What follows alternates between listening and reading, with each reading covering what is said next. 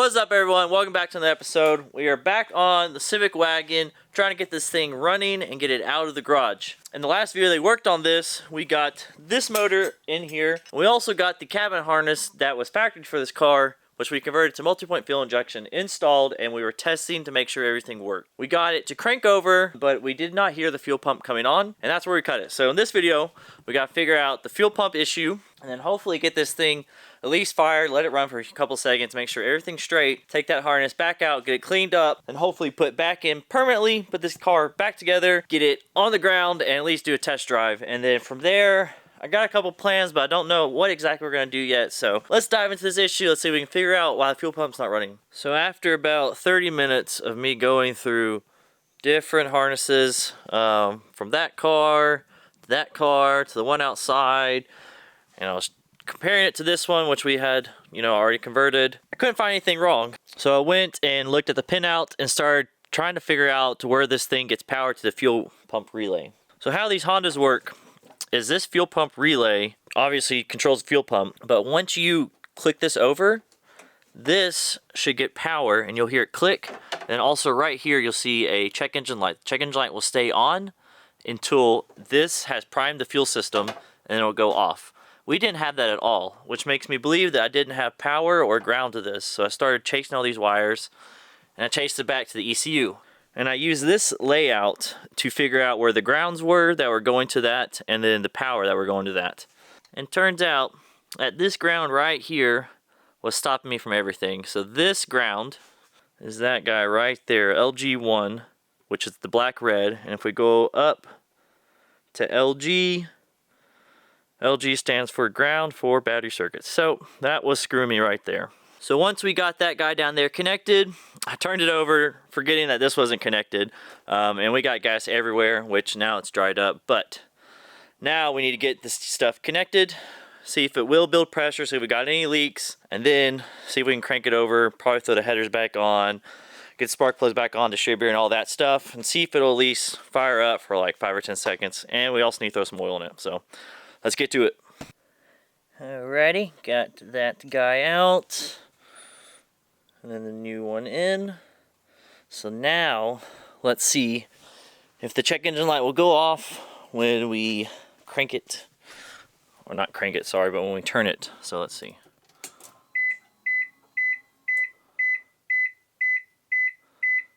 Alrighty, we didn't go off, but I definitely heard it prime. And we have no leaks, so we are good to move on to the next step. Put a distributor on.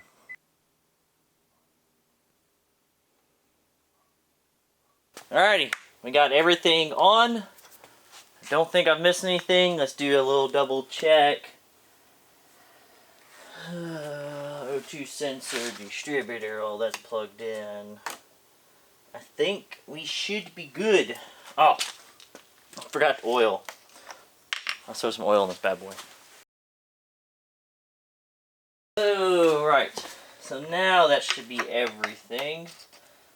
I also double checked the spark towards the right hand drive Civic, so we are matching. It's all bolted down. Alright, moment of truth. Will it start? Is it going to blow up? Who knows?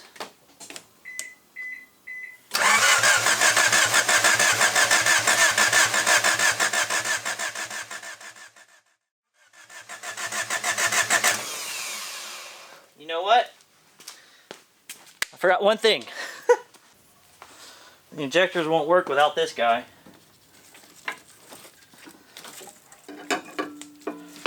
Okay. Let's try it again.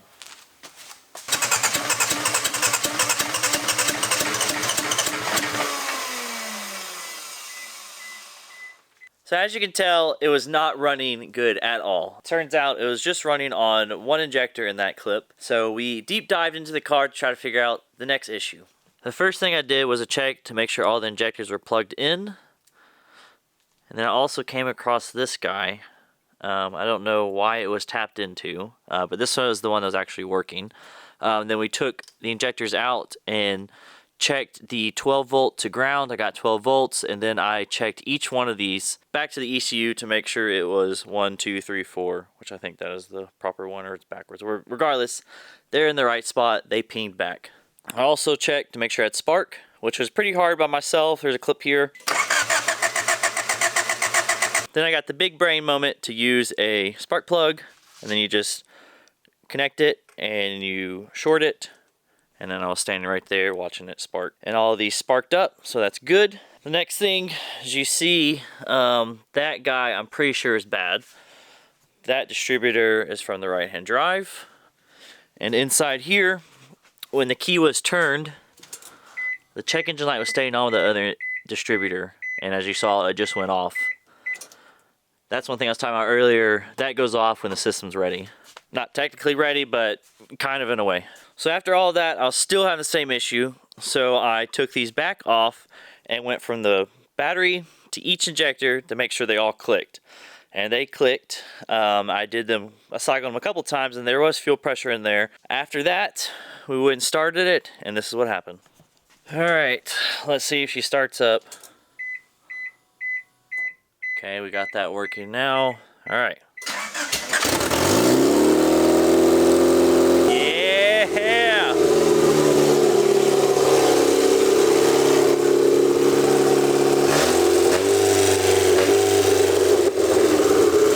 Nice. Oh no, it's dying. Oh, it's not. We're good. We're good. Yeah. Shoo! That is loud as crap. Alrighty, so we have got it started. Now, new plan. Can y'all see that? It is smoking out of that. What in the crap?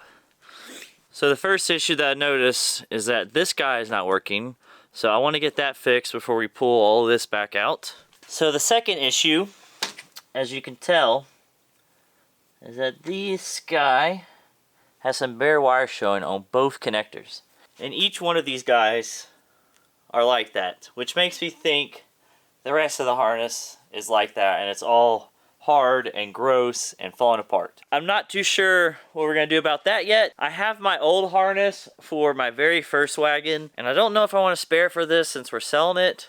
I know there is some multi-point fuel injection harnesses on eBay by a pretty reputable guy, and they're nice quality, so I might look into that, but that's not going to fly. The ECU is already throwing a code 16, which is a fuel injector code, which is a defective circuit or unplugged or just bad fuel injector in general, which the fuel injectors are working, and obviously with the bare wire, it's not going to have a good connection. The resistance in there is probably not good, so we need to get that fixed. So those are two main things. Fuel injector wiring, so probably a new harness, and then figure out why the RPM tach isn't working. With these Hondas, the RPM tach comes from the distributor itself, and I think I've got all those wires good since the thing's running, but I need to do a little bit more digging in that and figure out, at least while that's working, if I can get that back up and running, then we can take the cabin harness back out, clean it up, and we'll deal with the engine harness later. I mean, that's just a plug in, plug out type thing, not like the cabin harness where it's a chore to get that thing in and out. So I'm not looking forward to doing it again, but I'm looking forward to cleaning it up and throwing it in there permanently. So let's dive into this RPM tach so we can get figured out. Alrighty, I do not know where we left off at last. It's been about a week or so since I've been out here since that last clip. I don't remember where I left off, but I know. So if you see back here, there's this blue wire with like two little silver splashes on it. That comes down here to this plug, and then it transfers to a blue with just one silver on it. So I trace that all the way back. It doesn't go to the ECU, but it actually goes to this pain in the butt plug right here, which is butt plug, which is this one right here. And then it transfers right there to this one, which comes to the igniter on the actual distributor. So nothing gets transferred to the ECU, it just goes straight to the dash. And there's no cuts. I ringed it out from here to here. Ringing it out means you got your meter, you got it on ohms, and you turn your sound on, and when you touch these connections, you should hear it. So you're basically closing the circuit. So, pro tip, I ringed it out from this plug here to this plug, good. From this plug all the way to the gauge cluster, good. So I know that was done right, I didn't do anything wrong. So I went back in here and I grabbed this guy. Nope, I grabbed the one over here where we were just at.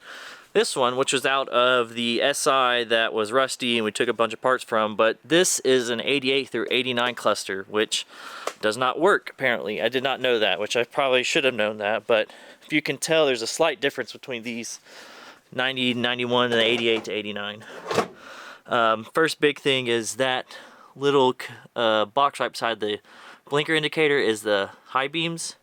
The high beams on this one is right here. So I grabbed Sydney's gauge cluster, which is right there out of her car, plugged it in, and we have attack. It is very loud, so I'm going to turn this sound down.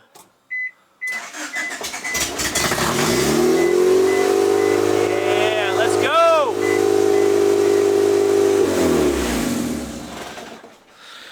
Yes, let's go! So that is the win I have needed for a long time with this car.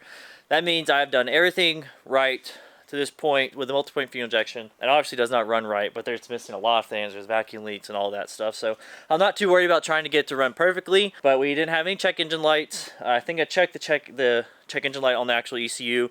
Nothing's coming up. There's the couple things in the harnesses that I want to figure out in the actual engine harness, but we might buy one. But now we can finally move on to getting this car buttoned up and hopefully getting it on the road. So we need to take that cabin harness back out, get it cleaned up. I think I'm going to pull the motor out as well. Maybe clean this bay up a little bit. So let's get that cabin harness out, back on the table, and get it cleaned up.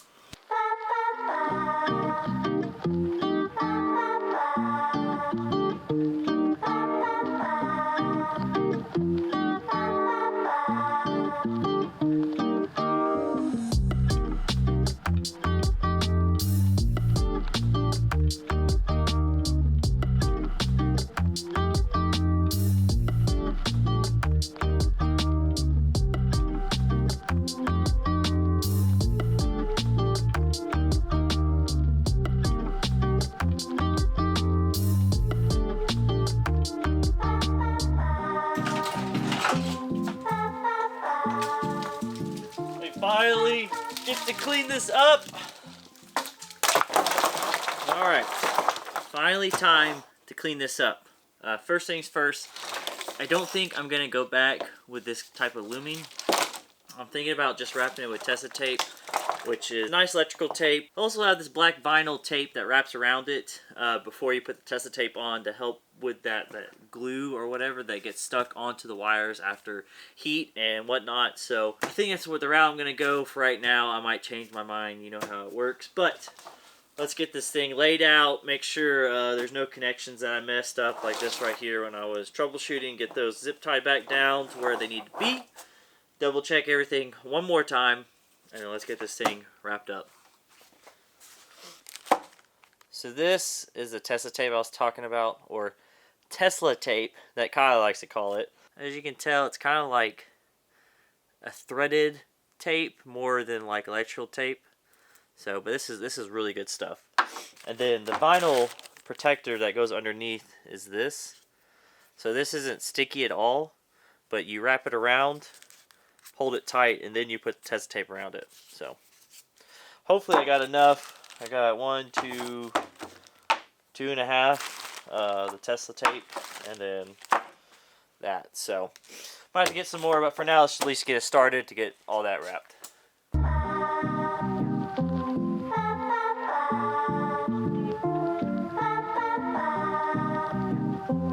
So I got all situated, got the loose ends tied back up with zip ties. I think the plan from here is to start from the gaskets that go in the firewall, get this stuff wrapped around it, cut my zip ties as I go.